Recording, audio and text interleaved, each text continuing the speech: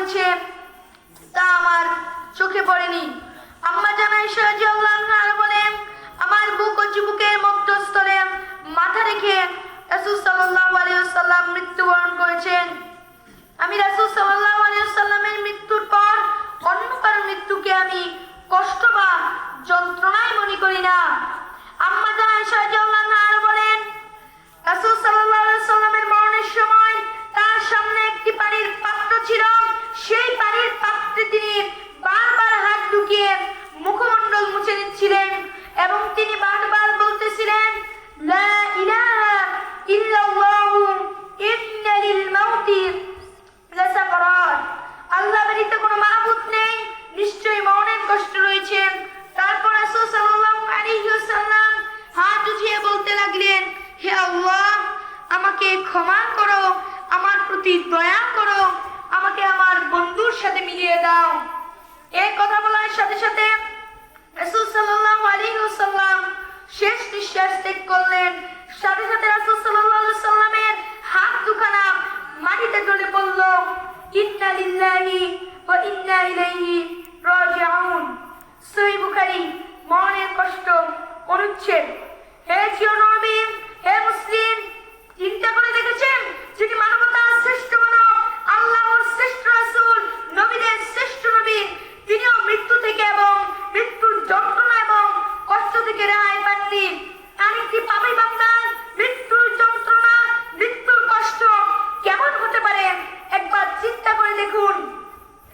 জঙ্গলার একটি সিংহ যেমন জ্যান্ত পশুকে ছিঁড়ে ছিঁড়ে খায়, আর ওই জ্যান্ত পশুটি মৃত্যুর যন্ত্রণায় ছটফট করতে থাকে। আর কোন পশুকে যদি গাছে ঝুলিয়ে চামড়া ছিঁড়া হয়, তাহলে পশুটির মৃত্যুর যন্ত্রণা কেমন হয়?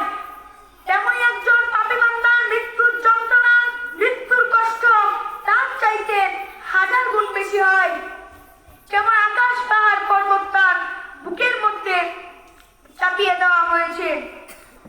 আমর বিন আস রাদিয়াল্লাহু আনহু যখন মৃত্যুর শয্যায় শয়িত ছিলেন, তখন আব্দুল্লাহ ইবনে আব্বাস রাদিয়াল্লাহু আনহু তাকে জিজ্ঞাসা করলেন। আমর রাদিয়াল্লাহু আনহু বললেন, মৃত্যুর এত যন্ত্রণা, এত কষ্ট আমার মুখ দিয়ে তা উচ্চারণ করার মতো নয়।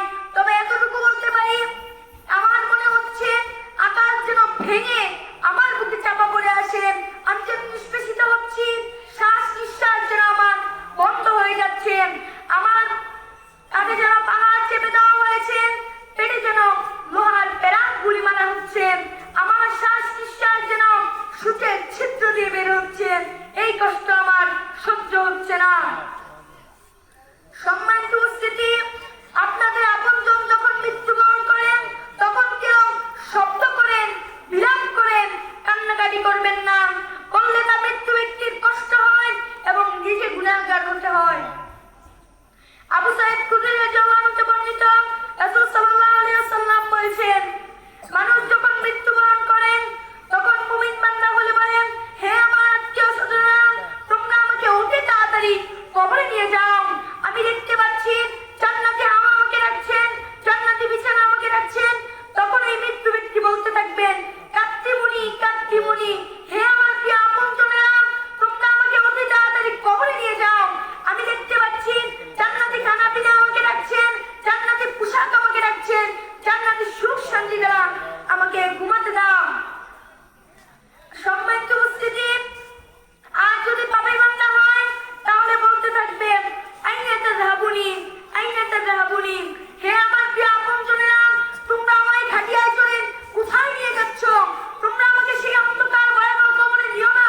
সেই অন্ধকার ভয়াবহ কবরে অদ্যবধির ফেরেশতা লোহার গুচ্ছ নিয়ে, বড় বড় হাতুড়ি নিয়ে বসে রয়েছেন। সেই অন্ধকার কবরে বড় বড় কুসুমওয়ালা সাপ বিচ্ছু বসে রয়েছেন।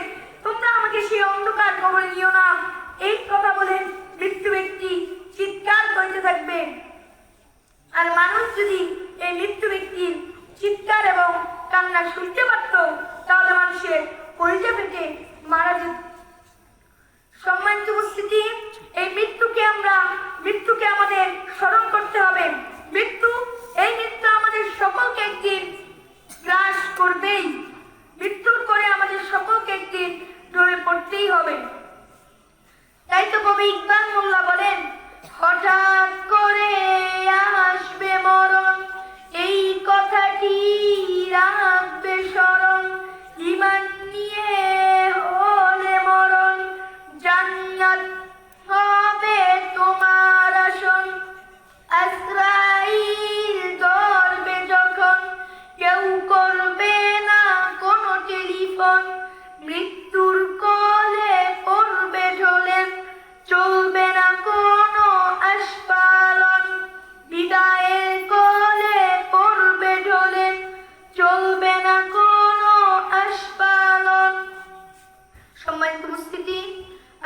সকলের কাছ থেকে বিদায় নিতে চাই। বিদায় শেষে বলতে চাই, আমি চিরন নবীর, আমি মুসলিম, আমি শিরক বিরাট থেকে মুক্ত, আমি মুসলিম, আমি যেই না মানুষের কোন মানব চার মাযহাব চার তরিকার পরিচয়, যেমন হানাফি, শাফি, হাম্বলি, মালিকি, চিশতিয়া, কাদেরিয়া, মুতাজিলিয়া, নাশবন্দিয়া, পীর মুরিদি। আমার পরিচয় ছিল মুসলিম। পবিত্র কোরআনে বর্ণিত সকল নবী রাসূলের পরিচয় ছিল মুসলিম। আমার পরিচয় ছিল মুসলিম। সকল সাহাবাগণের পরিচয় ছিল মুসলিম। আমার পরিচয় ছিল মুসলিম। সবাই আমার জন্য দোয়া করবেন, আমি যেন ভালো আলেম হতে পারি, আমি যেন ইসলাম প্রচার করতে পারি, আমি যেন সকলের জন্য দোয়া করতে পারি। সম্মানিত উপস্থিতি, আমি এখন সকলের কাছ থেকে বিদায় নিলাম। ওয়া আখিরু দাওয়ানা আলহামদুলিল্লাহি